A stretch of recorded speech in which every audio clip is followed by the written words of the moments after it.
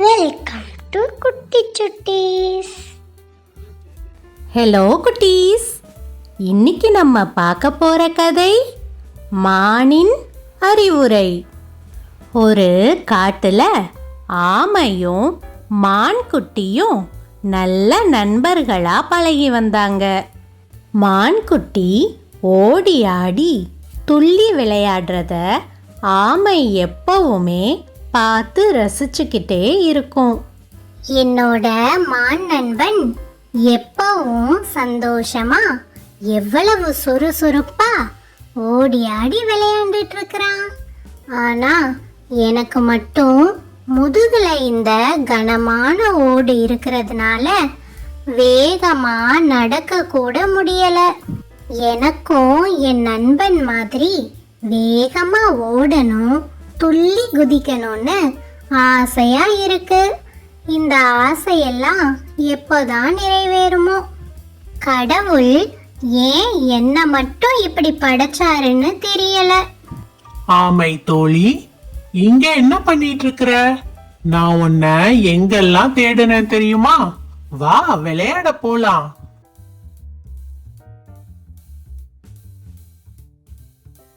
ஆமா, என்ன ஆச்சு உனக்கு இன்னைக்கு? காலையில இருந்து உன் முகமே சரியில்லையே. எப்பவும் கலகலன்னு சிரிச்சுக்கிட்டே இருப்ப, இன்னைக்கு முகம் வாட்டமா இருக்குது. ஏதாவது பிரச்சனையா? எதுவா இருந்தாலும் என்கிட்ட சொல்லு, என்னால முடிஞ்ச உதவிய நான் பண்ணுவேன்ல. இந்த காட்டுல இருக்கிற எல்லா விலங்குகளும் எவ்வளவு வேகமா நடக்குது, ஓடுது. ஏன் அந்த பறவைகள் கூட எவ்வளவு வேகமா பறக்குது. ஆனா என்னால வேகமா நடக்க கூட முடியல.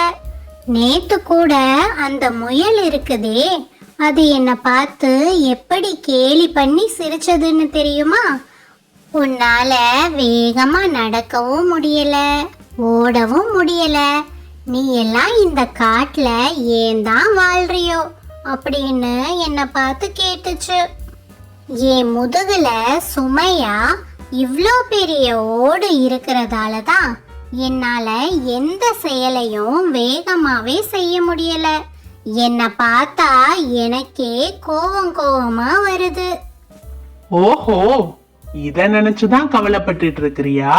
இதோ பாரு, இந்த உலகத்துல வாழ்ற எல்லா உயிரினங்களுக்கும் உடலமைப்பு ஒரே மாதிரி இருக்கிறதில்ல. இயற்கை ஒவ்வொரு உயிரினமும் ஆபத்துல இருந்து தன்னைத்தானே காப்பாத்திக்கிற மாதிரி தான் உயிரினங்களுக்கு உடலமைப்ப கொடுத்திருக்கு.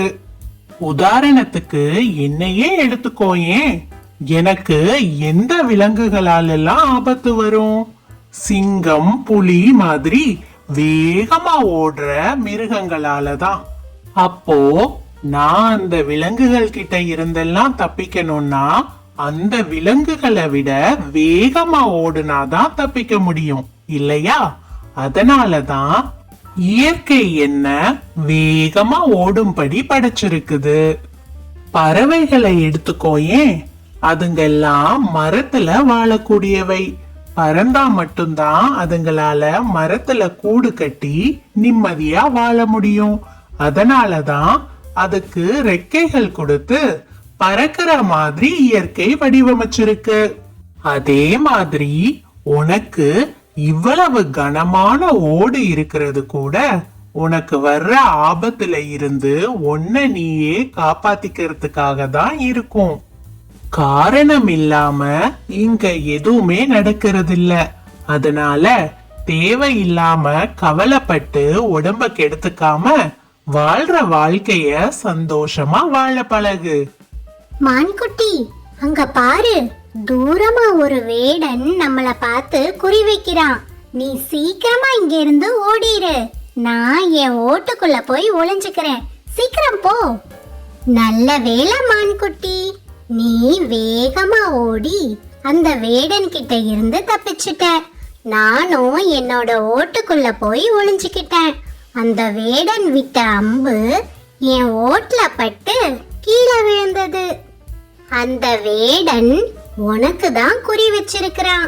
நீ வேகமா ஓடி தப்பிச்சிட்டதால அவனும் அந்த இடத்தை விட்டு போயிட்டான். ம் இப்ப புரிஞ்சதா? நீ வெறுத்த உன்னோட இந்த கனமான ஓடுதான் வேடனோட அம்புல இருந்து உன்னை இன்னைக்கு காப்பாத்தி இருக்குது.